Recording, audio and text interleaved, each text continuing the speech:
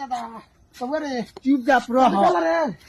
है चल ना जल्दी चुपचाप रह जाके मार सिरुआ पी ले पाओ सिर तेरे हैरान कर देला बाजी घर कना मारे बाजी घर है ये ताला बंद बा आई दादा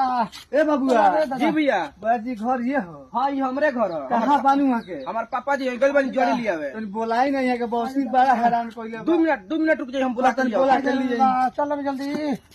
चल घर पर जाके सिरुआ पी ले के गलत पी ले के तारा के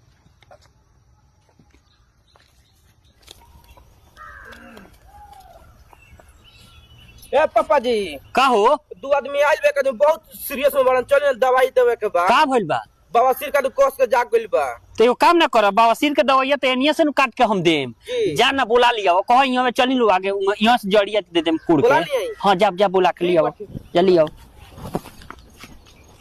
दादा चल ना झटक करे चलो ना चल ए भैया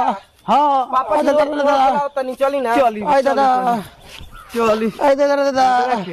ई पूरा आई दादा लौकता आई दादा जा हमरे वहां घेप लेता जाके आई दादा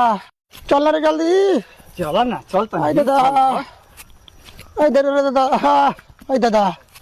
आई दादा गोड़ दुखा गई दादा और सिरुआ पिया आई दादा ये तो बड़ा तेज बाड़े आई दादा दादा पापा जी चल ना जल्दी तो बवासीर बड़ा जोर लगैले बड़ी जोड़ लगा चल बाजी ए बाजी बड़ा बॉसिर हैरान कइले बई आई दादा जाने चाचा हमारे लग अब लग बात नहीं सब ठीक हो जाई एगो काम कर लो आई दादा है नहीं आवे के तो आई दादा मेरे हो जंगल में लगा हो दादा बड़ा डर लागला हमरा सांप गुजर से ए सांप गुजर जब बद जी संगे बना तो सांप कैसे हो डरेगा दादा बड़ा सांप निकला बस अरे कुछ ना होई आई आई दादा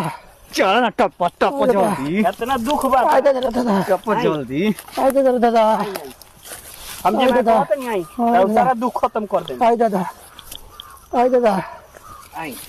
आई दादा दादा बड़ी जंगल में लेता नहीं महाराज ए जंगल से नानू डरे लेला हमरा लगे सांप आई बयत जी बानी तो बाजी नहीं कह जे हम बानी आई दादा आई हम जड़ी आई दादा दादा आई दादा आई दादा आई दादा बाबू बाबू उठा ले दादा आई दादा अरे हम डरा आई दादा। बीच कुतिया रहला क्या बीच आई कुतिया से बड़ा डर लगा ना, सांप से ना, ना डरा नी लाठी देख ला आई जगह आई